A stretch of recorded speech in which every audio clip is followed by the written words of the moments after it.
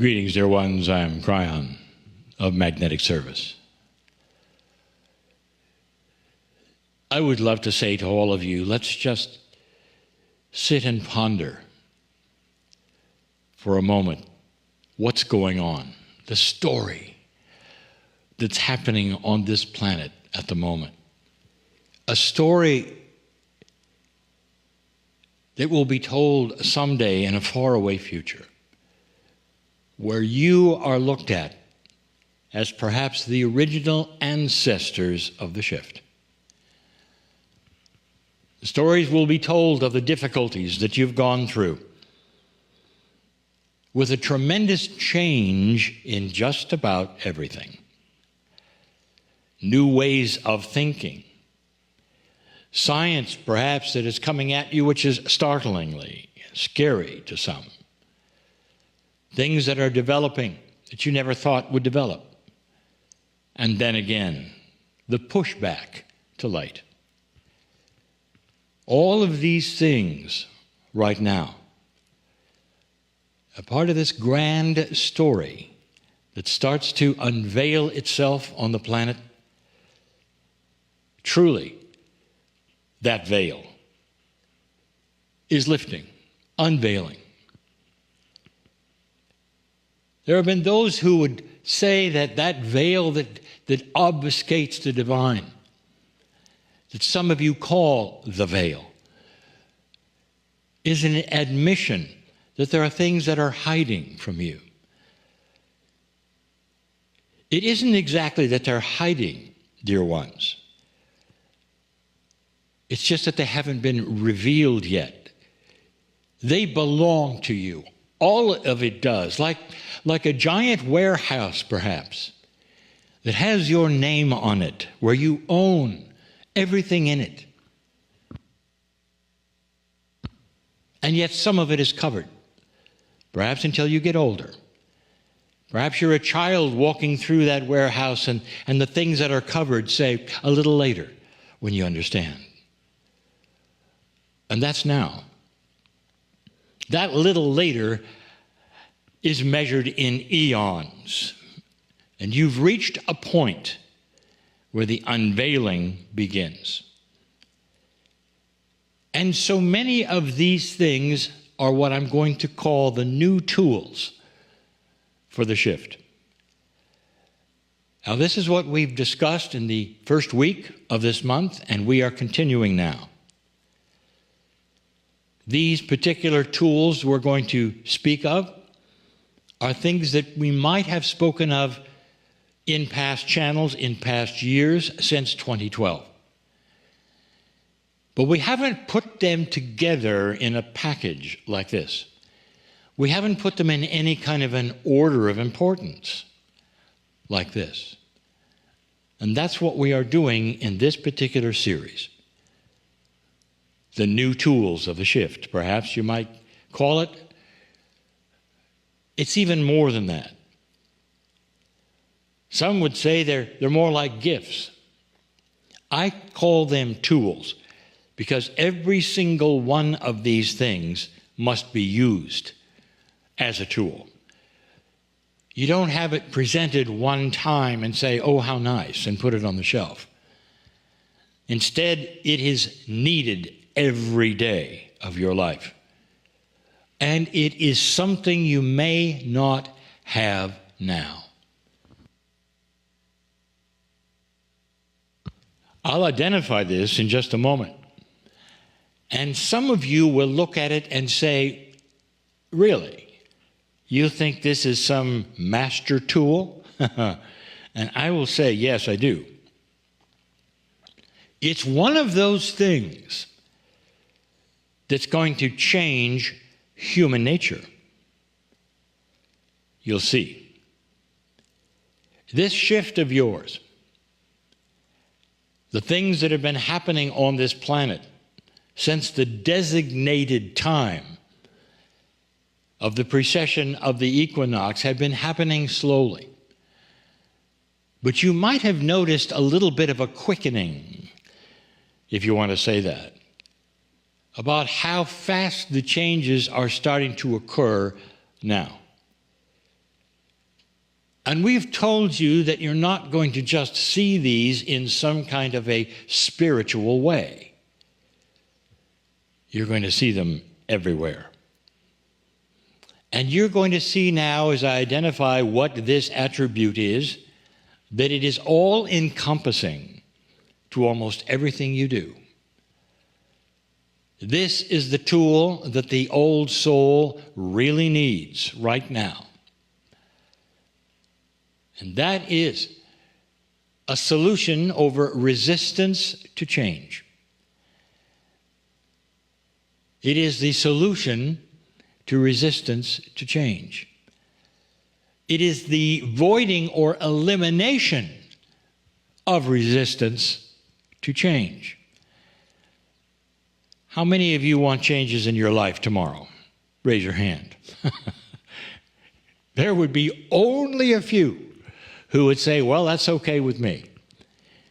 Most of humanity, whether they're old souls or not, find comfort in sameness. Now, the sameness is not a boring kind of sameness. It's the feeling that you've worked hard to reach some kind of a plateau where you feel okay or good, or you're going toward that plateau. And you know, if I can get there, I want it to stay there.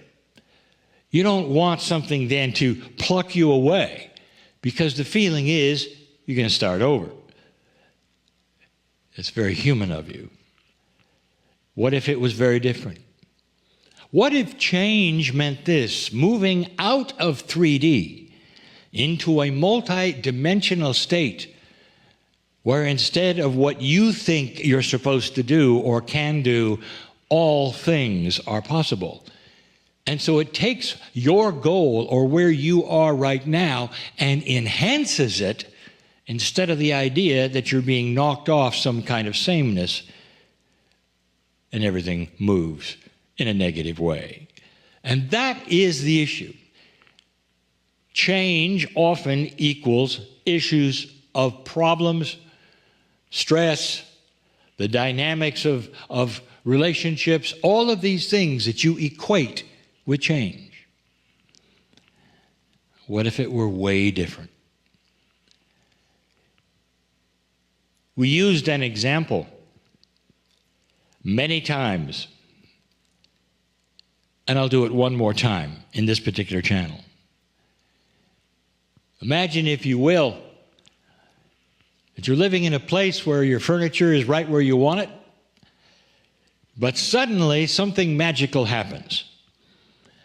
That all of the furniture seems to have sentience of its own. It comes alive, can think and talk. And you leave the house to do errands or work or whatever it is, and when you come back, the furniture has decided to rearrange itself. And you come back and you talk to the furniture and you say, now, I put you where I really wanted you to. It's a balanced place, it's an efficient place, and you've decided to move yourself. And it's stressful for me for you to do that. And the furniture looks at you and goes, oh, we're so sorry. We love you and we love being in your presence. We'll all put ourselves back. And they all put themselves back, and and you're all happy. Imagine this scenario. There are two reactions to it. The first reaction is this. It's the common one. Every time you leave, you're now worried that your furniture is going to rearrange itself, and when you come home, you're going to have to go through this. Indeed, when you come home, quite often that's the case, because the furniture just can't control itself, and it wants to move around. What's your reaction? Two reactions. You're talking to a friend. First reaction, you'll never believe what's happening at my house. Every time I leave, the furniture moves. It's awful, because every time I come home, I've got work. Every time I come home, I'm really tired. I want to do things. I have to get dinner ready, or I have to do these things. Or there's errands to do. There's a household to take care of. And the first thing I have to do is worry about the furniture. What am I going to do? Woe is me.